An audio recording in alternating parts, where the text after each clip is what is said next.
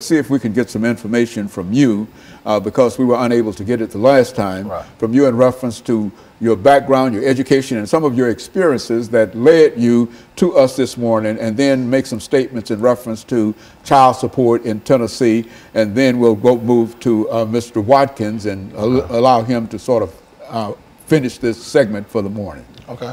Well, I came out of Glencliff High School, like my buddy here, didn't graduate. Went through the system to graduate, get GED, and just got, going through life changes, ups and downs. But we also been in the child support system, like he said, 20, 30 years, where we can't win, and it's time for us to take back our stand on it. We keep falling for everything. We got to stand for something. And this child support thing, it got to be, well, the average man these days don't even want to work a job. They taking half his check. The child at home don't get the money. The state taking all their money. And then you left with $100, $200 to feed for 2 or 3 kids. So that's what we man up. We're taking back our lives. We're addressing the issues now. It's time for us to, do what we need to do to get these fathers back home. Maybe we stop some of this gun violence, because the father's not there, he can't raise his kids. But if you bring a father in, he can discipline his kids. The state can't do it by itself no more. Now, when we talk about child support, and I think a large number of members of our audience might think in terms of supporting that child for a certain amount of years and et cetera. But what's your view in terms of child support, which is to say that you are paying for your child, yes, sir. But at the same time there are some issues that you like to deal with. Yes, sir. I found out just the other day, I'm advocating child support every day. I just found out the other day I was with my kid's parents, my kid's mother, 24 years. And I just found out the other day I'm $139,000 behind on child support payments. So how that system add up? I was with my kids every day of their life, all 3 of them. But I'm behind, I take care of my kids. It's how the system is trying to portray us as not doing, but because we're not paying the system. But we keep paying the system, we can't feed the child. We gotta have something for a man to live. And so are you still with your wife? No, sir. But you're still paying to support your children every day. And you feel that they're taking more money out of whatever salary you have. Yes, sir. And some of that money does not go to the child. None of the money go back. But the money, for the most part, goes to the state. Yes, sir. What do you think about that, Mr. Watkins? I mean, it is true. As you just asked me about going towards child, it's true. I've had the mother me call me and ask me, well, when is your job going to send the money? I said, what do you mean? It's coming out of my check. Well, they send it when they want to send it. And it causes conflict within the household. I've lost a house. I lost my family. I've lost cars. I've lost jobs and everything. I've lost my freedom over child support. And, it took a real big toll on me mentally and emotionally because, I desire to be home with my kids. My kids are my everything.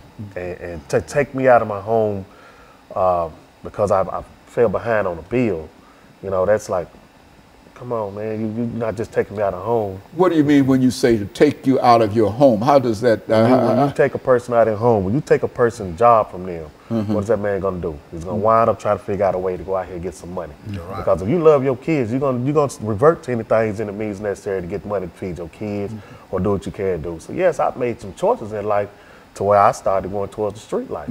Because of why? Because every time I turned around, I was getting harassed. I was getting harassed by the judges to the point to where they was like, well, this is the state law. So is it state law? Then okay, if I can't make this money, you taking all the money, my kids not getting paid, my lights getting cut off, this is happening. Well, I got to hear them go out here and find another way to get this money because not only am I hearing from you all, but I'm also hearing it from her. And when all that comes into play, it pushes a man outside that household to where he's looking to where, like, man, what am I gonna do? So when we sit up here, we look at these other young men out here on these streets and they trying to do different things. When I talk, when the first thing come out of their mouth, man, I gotta feed my kids, man. And it's like that's where that destruction come in. So me and PHawkins, we have been through it and we have fought through many things to try to maintain a fatherly relationship with our kids and everything, which we still do. Just because they took us out the home don't mean we still ain't in our kids' lives.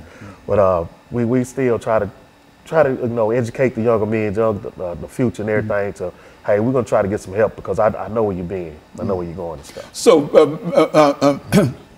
Phil, when you think in terms of child support in Tennessee, what would you consider to be the most destructive thing that the state of Tennessee is doing in order to either help you or prevent you from really supporting your children? I mean, the first thing they're doing, they need to let the dads or father be a father. The state cannot raise or come in a household and raise kids. And that's what they're doing. They make sure the father's not there by leading the mother wrong. Make sure the father's not there. So there you go. You got a son and daughter just being raised by the system. And we already know that's going to lead to a broken cycle. So we out here now trying to bring that cycle to fix the broken cycle. To get this right. Bring the fathers back in the home. Take care of the kids. Take care of their families. It's just a man-up process. We need help with it. And so if the state is paying that household child support, the father cannot be in the household. Is that what we're saying? That's right. And so which means that I think, as you were indicating, Mr. Watkins, that sort of pushes you out into the street. Yeah. You see, in order for her to receive. A man is going to try to figure out some way to not only that you push that man outside that household, but he also got to go find a house to where he got to stay now. Right. So that's another bill. That's another situation where he got to he got to go and try to wind up in a shelter. You wind up in a hotel. You wind up in a friend's house. You bouncing around in different places, trying to live and trying to provide and stuff. It takes away your self-esteem. Downhill spiral. Yeah. And that's what we call destruction. Yeah. So it's when it does a lot of good, but then also it does a lot of harm too. Because when you take that man out of that household, then you got these young boys running around here, and then you telling me I can't discipline my child. Then you go to school, you get in trouble, you get secret indictments out on you because of you discipline your child because your child said it. Well, the man in the household doing something wrong, so let's get him out of here. No, not every man is doing something destructive to tear his child down. So there is, over the last 22 seconds we have in this segment, there is no father in a household where there is child support. Right. Okay. And the ones there, the state still want their money too. Yeah. So no way about it. And that creates a real problem. And of course what we'll do, we'll take this second commercial break and we'll be back with our audience following this very, very short commercial break.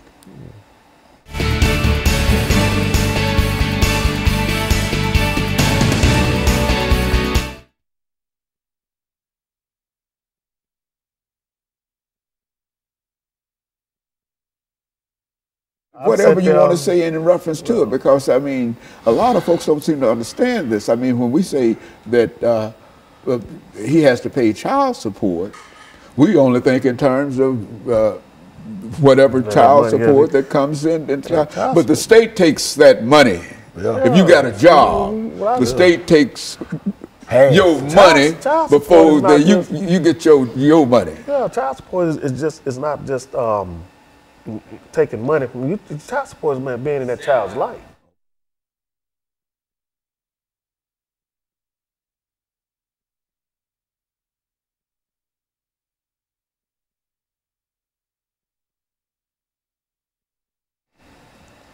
Thank you and welcome back to the final segment of the show for today.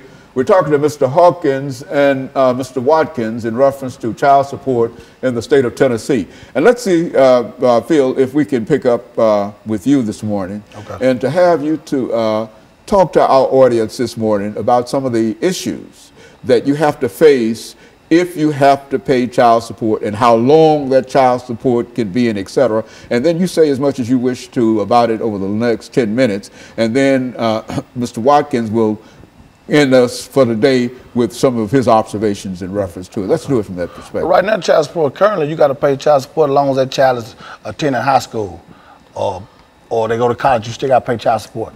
And which in terms of that, it hurts the father, it hurts the whole family. We're trying to keep families together. We keep unity in the family, the mom and dad not arguing, everybody having, getting along. The kids can be more productive going to school. They're not listening to argument all night. The dad and mom having everything going all right. But with this child support how it is now, it's just too much chaos in the home. The father not making the money he's supposed to make. He better can take care of himself.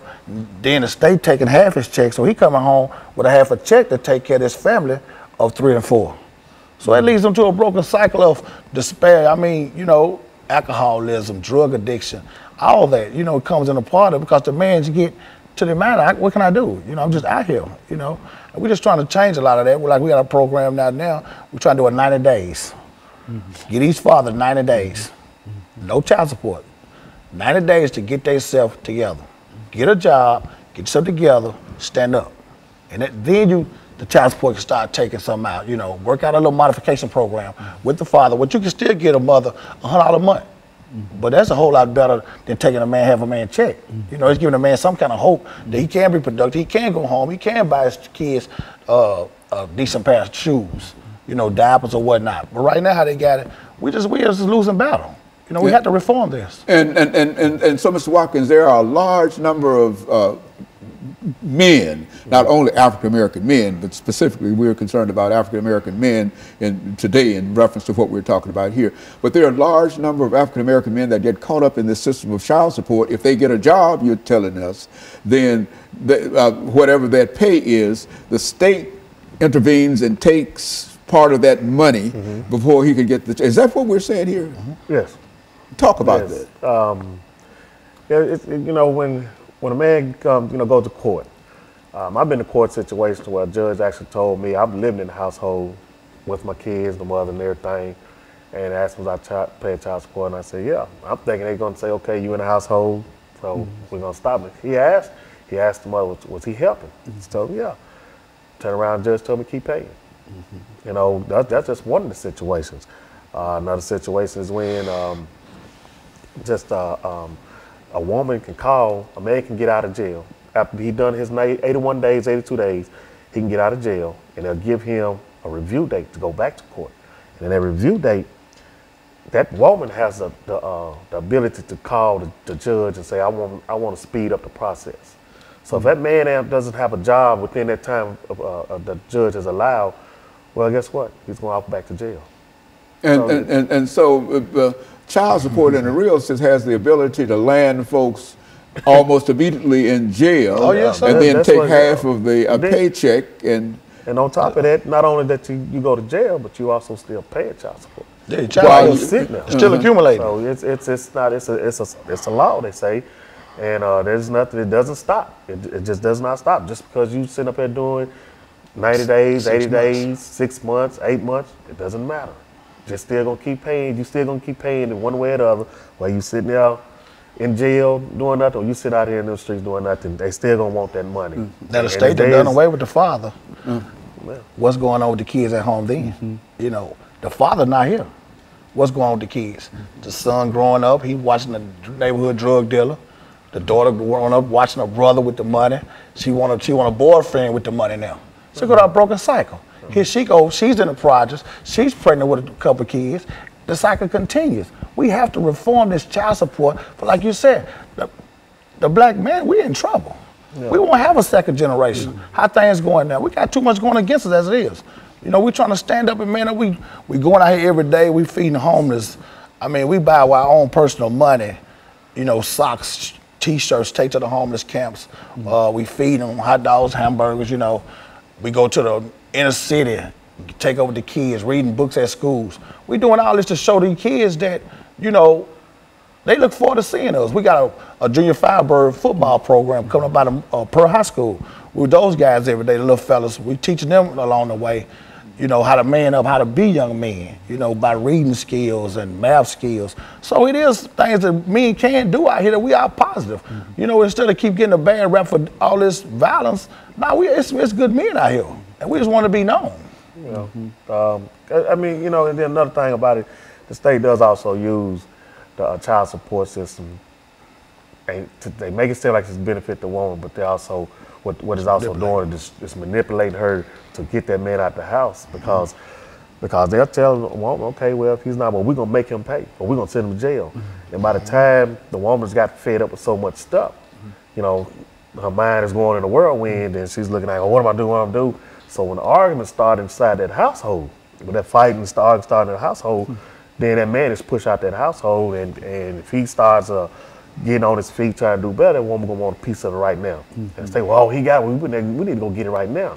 So you got to give a person a chance enough to say, hey, okay, you got to let a man be a man and let him in his household and work it out. Because you keep pushing him outside that household, you just continue destroying that house. Yeah. And when you do that, then that's when you're going to see a whole lot of jail system filled up. I look at this, I think they building up another jail right now.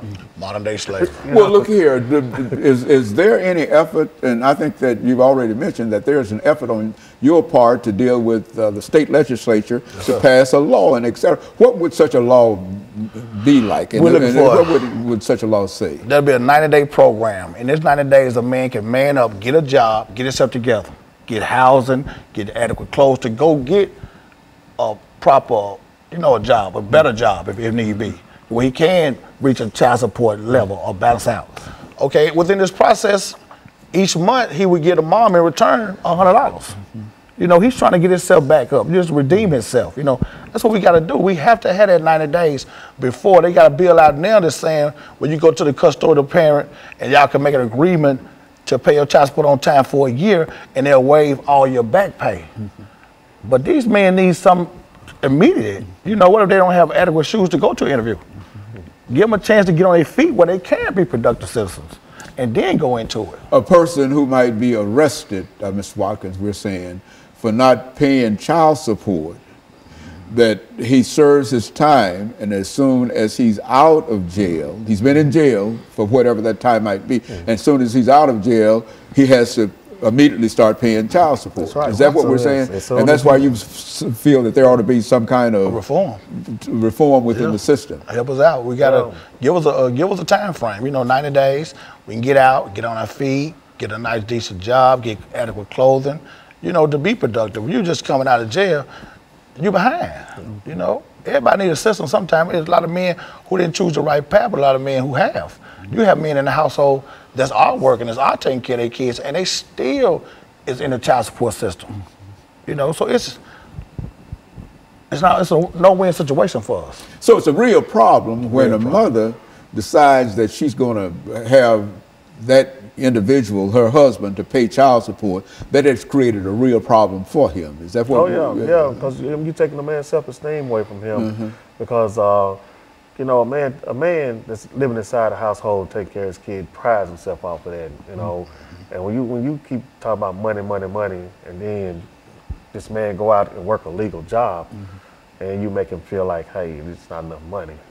you take his self-esteem down to where that'll break a man down to the point where he stopped doing other things. And like I said, destruction could come to where you could be turned into an alcoholic or drug abuse and all that.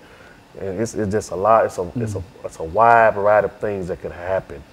And that's why we're like, okay, let's see if we can get together and talk to the mayors, the governors, legislators, and stuff to see how we can get the man and the woman back to working together as one to bring it back to the household and build these households up and build these kids back up to where it's supposed to be. And so over the last 10 seconds we have here, so that's the objective of your organization, to sort